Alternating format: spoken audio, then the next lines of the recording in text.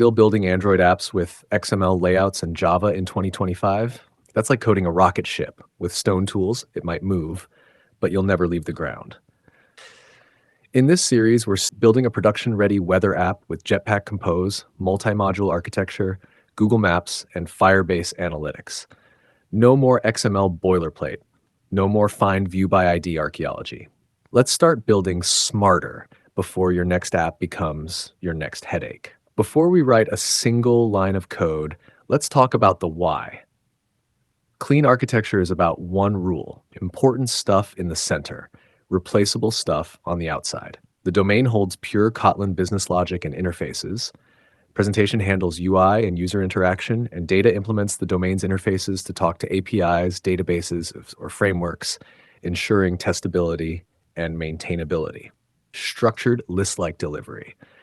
This will be a 4-part series. In part 1, we'll set up the project, configure the API, and complete the data module. In the next videos, we'll build the domain module, create and publish a UI kit library, add onboarding, implement maps, permissions, settings, and finally, complete the current weather and 10-day forecast screens. All right, let's start building our weather app from scratch. First, open Android Studio and create a new project. For the template, select Empty Activity and click Next. On the next screen, give your project a name. I'm calling mine Weatherwise.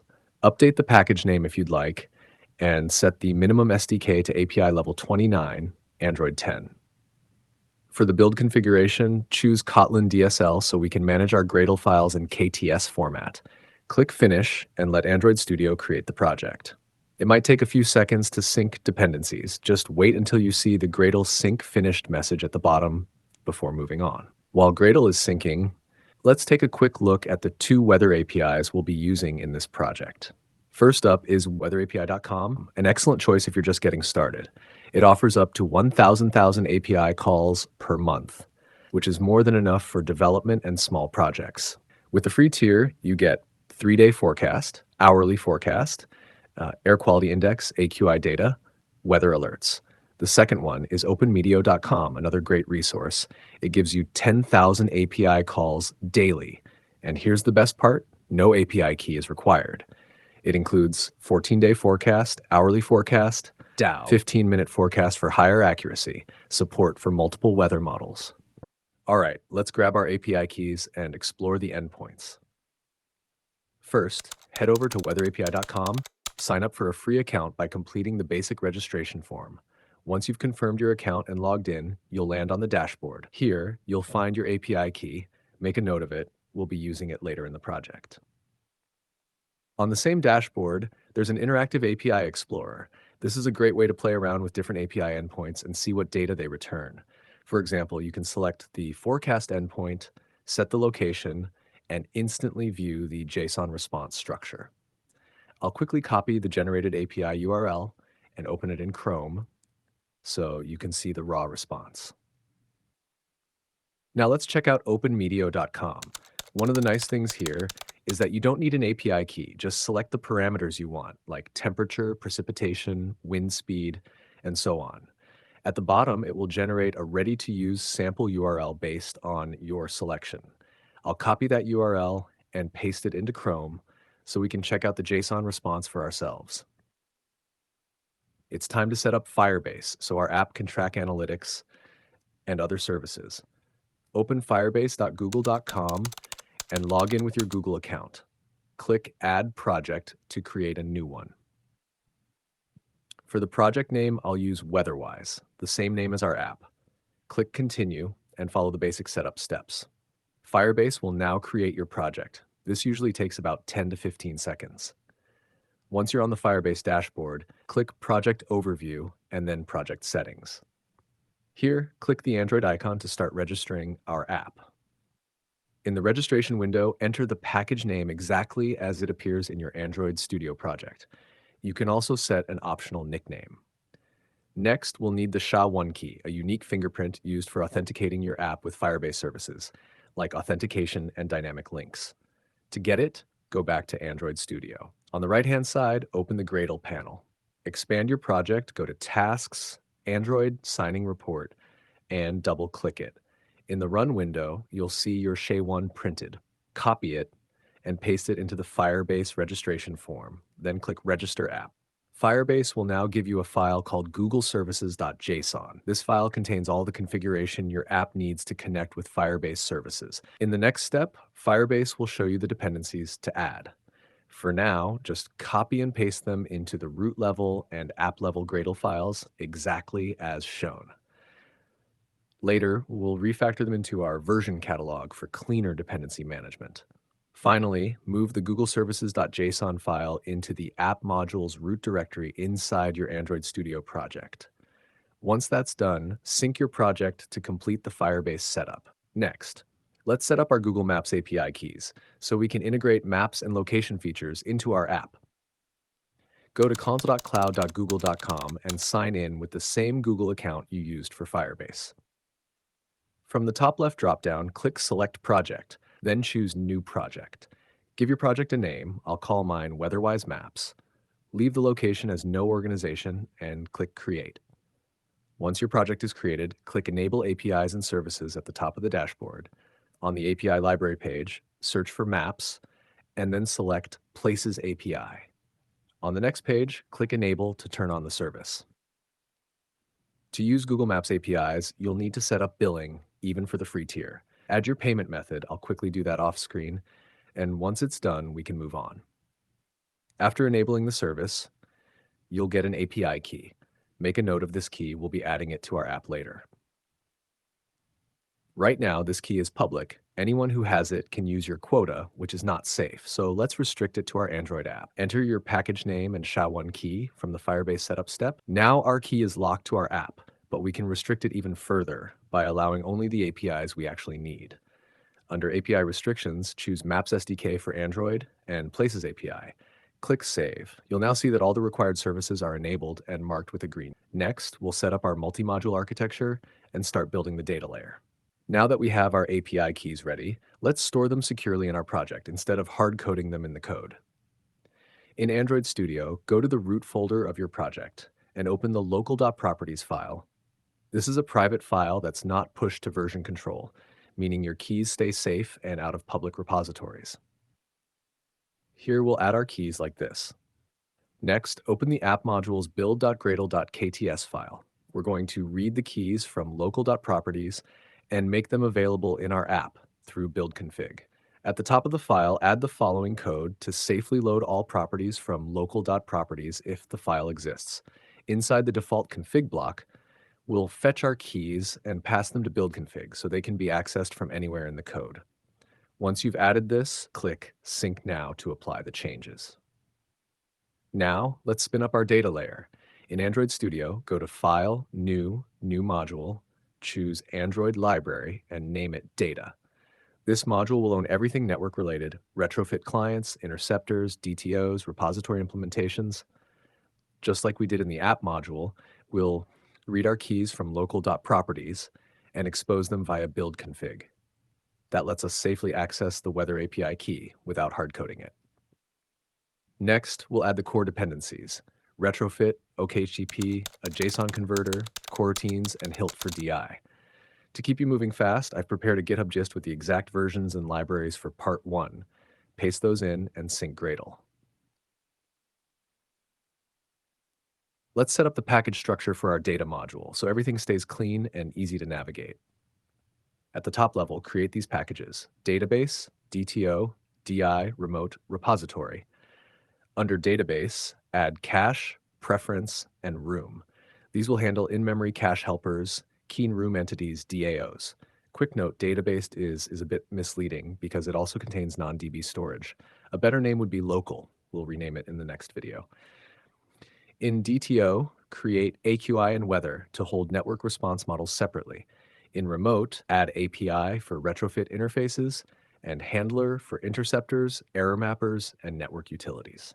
Finally, inside repository, create app, Firebase, places, and weather.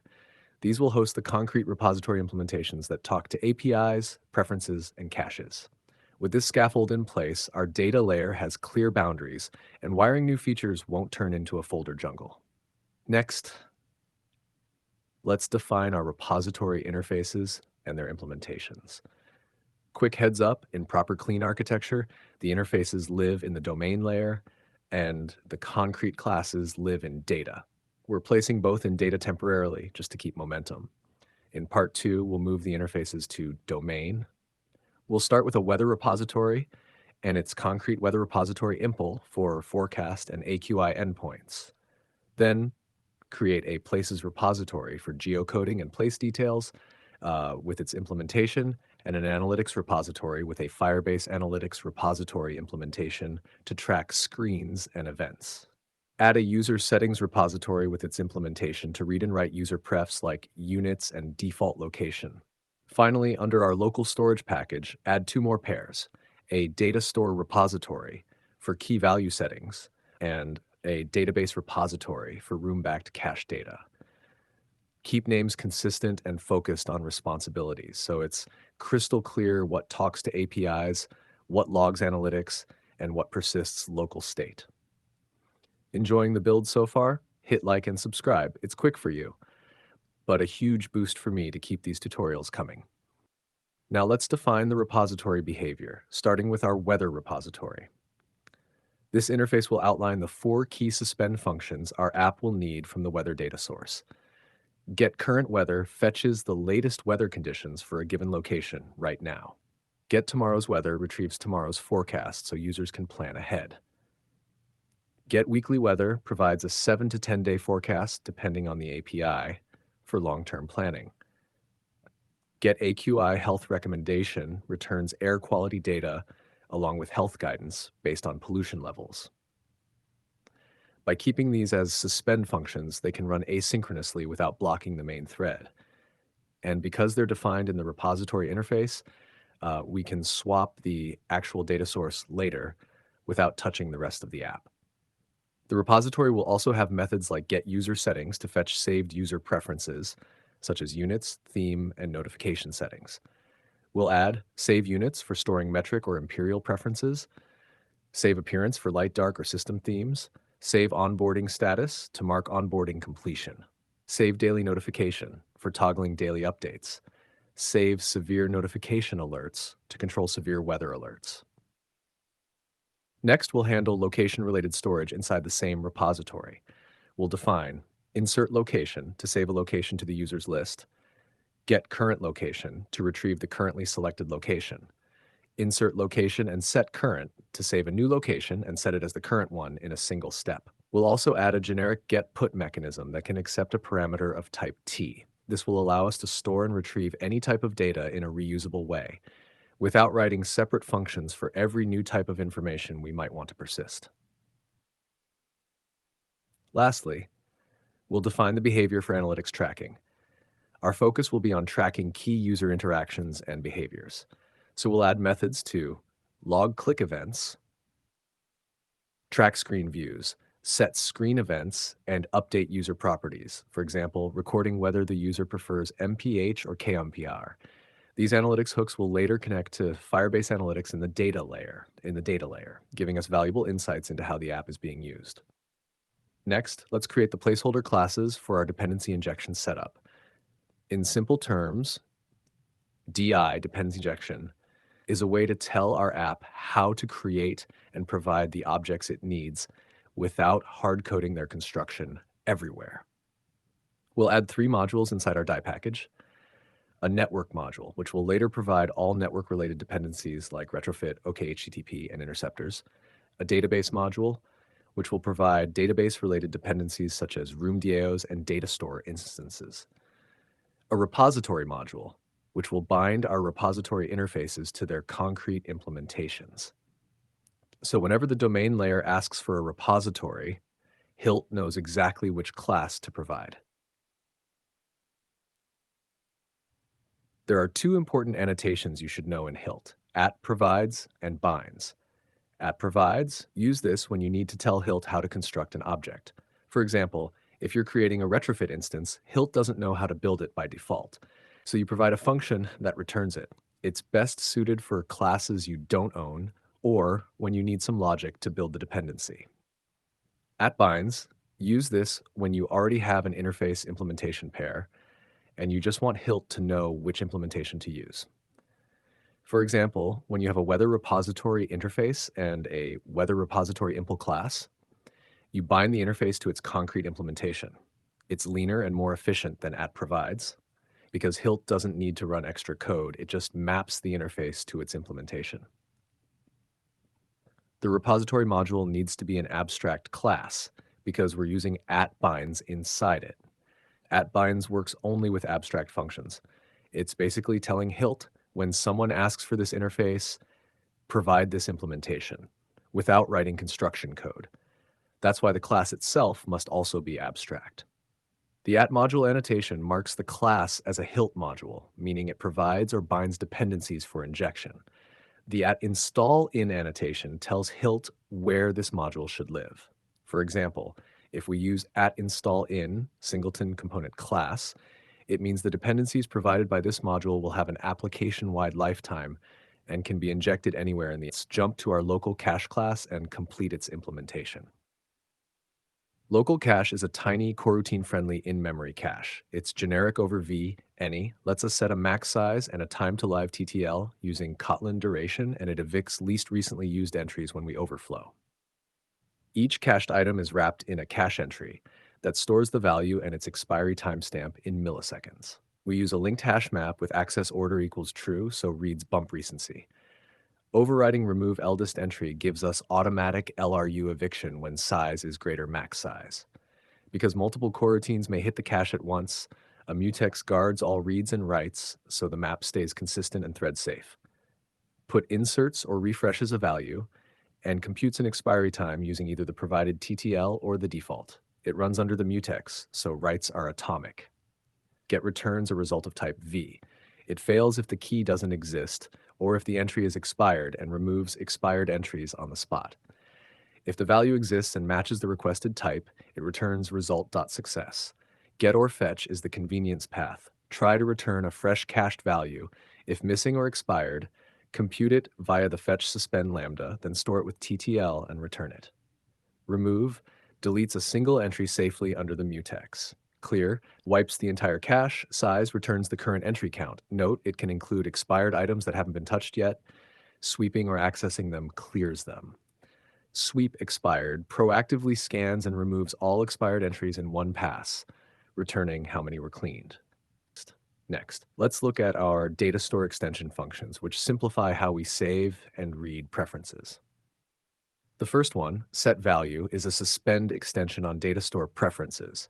It takes a lambda that receives a mutable preferences object. So inside that block, we can set or update keys. It wraps the operation in a try catch. So if something goes wrong, the exception bubbles up cleanly. The second one, getValue, is a suspend function to read values from data store. It starts with the data flow and adds a catch operator. If an IO exception occurs, which usually means a read error, it emits empty preferences instead of crashing. After that, it maps the preferences to whatever type we want using the transform lambda, and finally calls first to get a single result instead of a flow.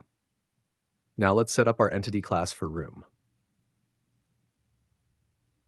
The @entity annotation tells room that this data class maps to a table in the database. We can give the table a custom name. In out case, we will name is locations.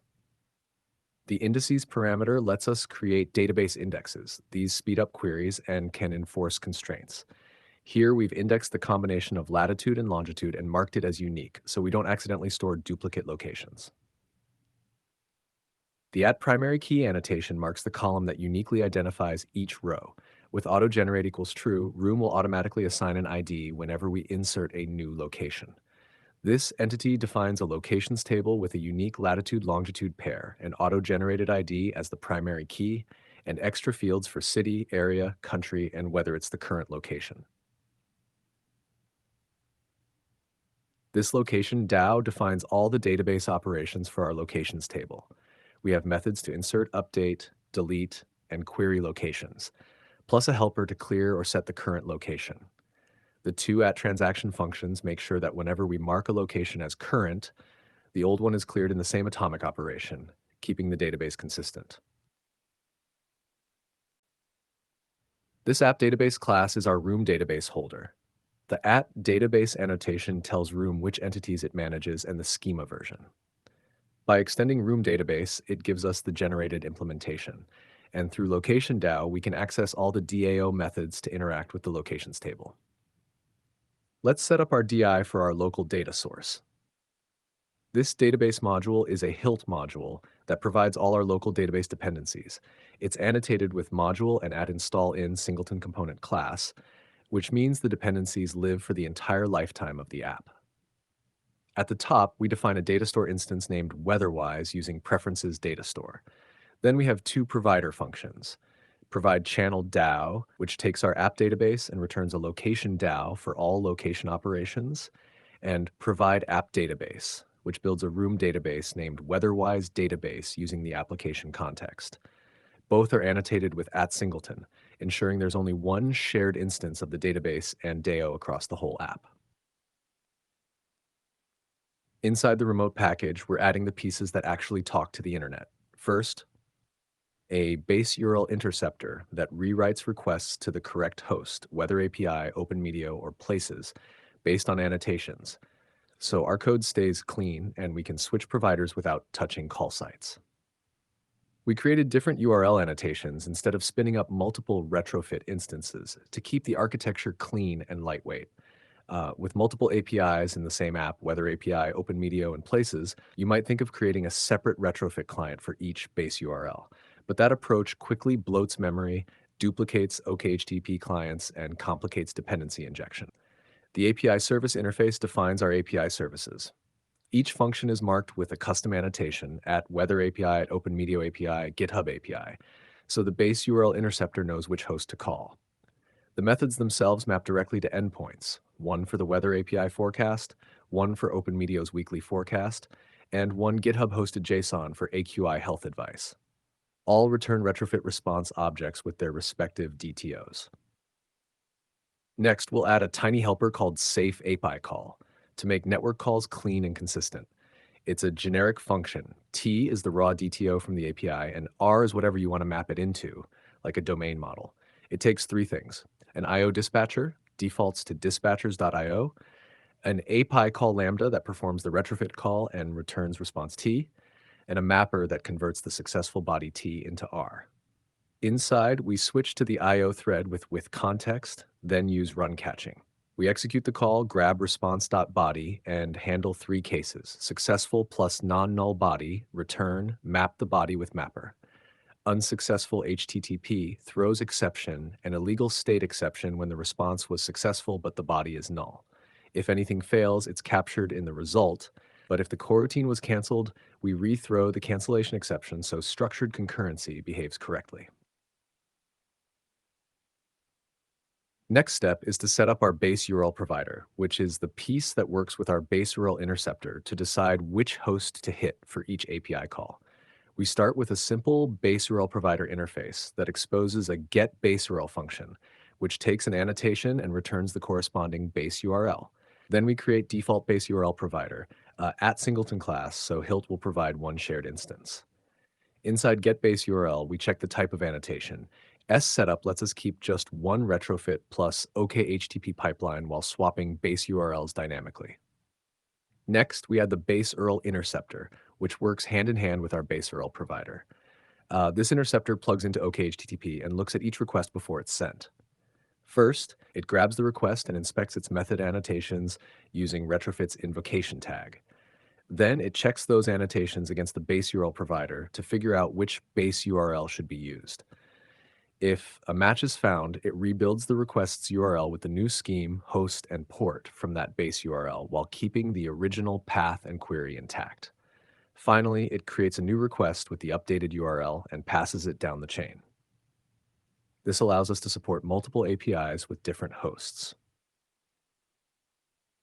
Next, we add the invocation call adapter factory, which is a custom retrofit call adapter factory. Its job is to make sure that each network call carries along its method annotations at runtime.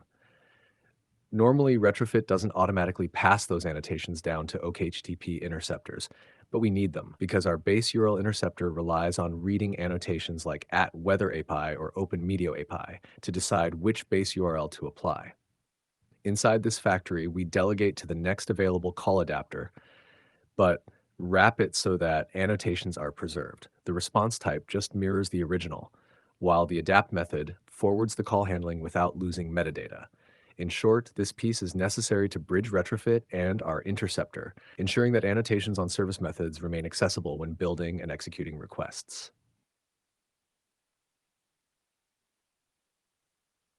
Final step, we wire up our network module with HILT, so every networking piece is created once and injected where needed. The module is installed in singleton component, so provided instances live for the whole app. We define a few constants for timeouts and a default base URL. Then we provide a Kotlin XNet JSON instance configured to ignore unknown fields and be lenient, a base URL provider, our annotation host mapper, and the raw base URL string used to bootstrap retrofit. We also expose an HTTP logging interceptor for readable request response logs. Next, we build a single OKHTTP client with sensible connect read call timeouts, an optional disk cache injected, and add two interceptors. Our base URL interceptor swaps host based on method annotations and the logging interceptor. On top of that client, we construct Retrofit, set the base URL, add the Kotlin X JSON converter factory, and plug in our invocation call adapter factory. So Retrofit preserves method annotations for the interceptor to read. Finally, we expose the typed API services interface via retrofit.create and provide a reusable local cache any for lightweight in-memory caching. With this module in place, any class can request API services, OKHTTP client, or JSON via DI, keeping setup centralized and testable. Next, we'll add a few temporary model classes that will help us wire things together. These are just placeholders for now. In the next video, we'll properly move them into the domain layer as part of our clean architecture setup.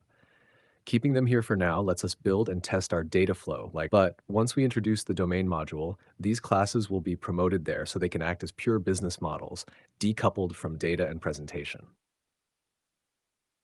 Here we're implementing a generic type-safe data store repository. The class is injected with a data store preferences and implements two suspend functions, put and get. Both accept a key, a runtime class for the value type. For writes, put builds the correct preferences.key and saves the value inside datastore.edit. The private get preferences key function is the core. It switches on next.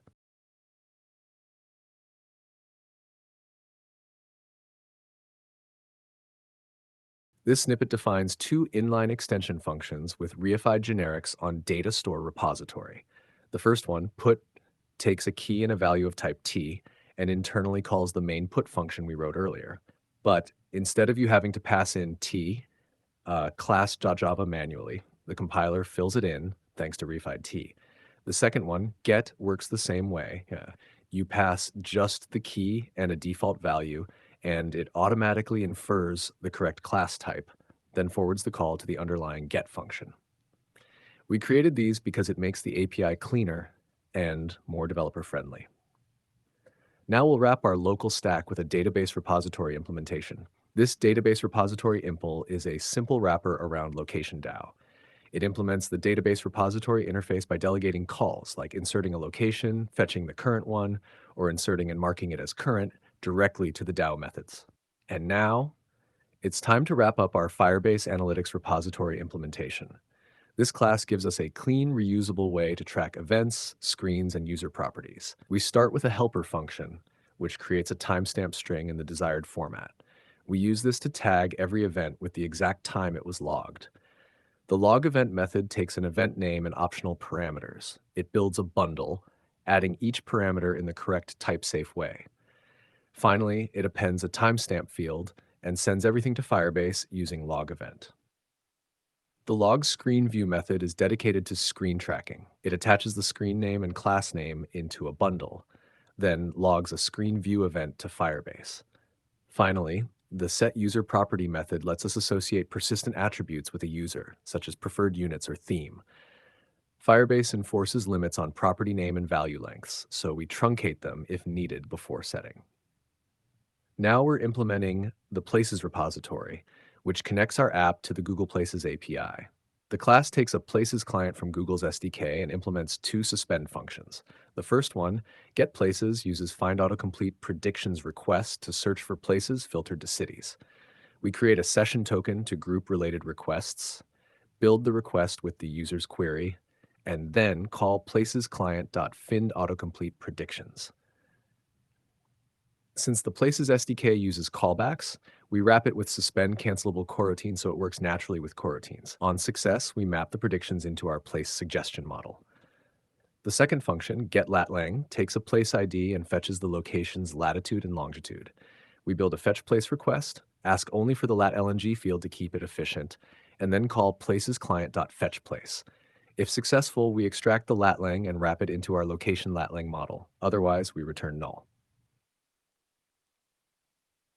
Now we're putting together the user settings repository impl, which centralizes all of our user preference storage. This class uses the data store repository we built earlier, injected via the constructor, so all preferences are saved and retrieved through data store instead of being scattered across the app. Inside, we define a companion object with constant keys. These act as unique identifiers for each setting we want to persist.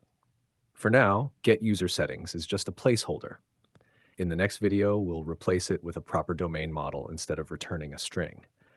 The rest of the methods are straightforward wrappers. This is our weather repository impl, the class that ties everything together for fetching weather and caching results.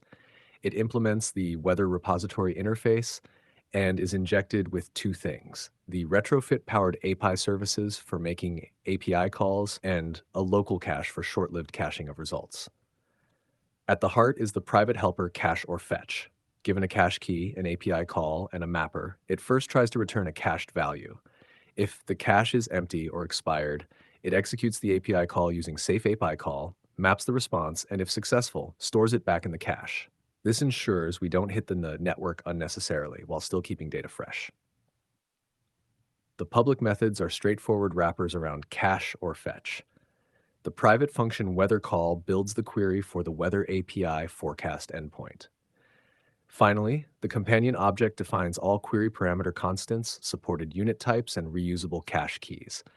It also provides helper functions to build parameter maps for each API, query params for weather API requests, and build weekly forecast query map for open Meteo, including logic to switch between metric and imperial units.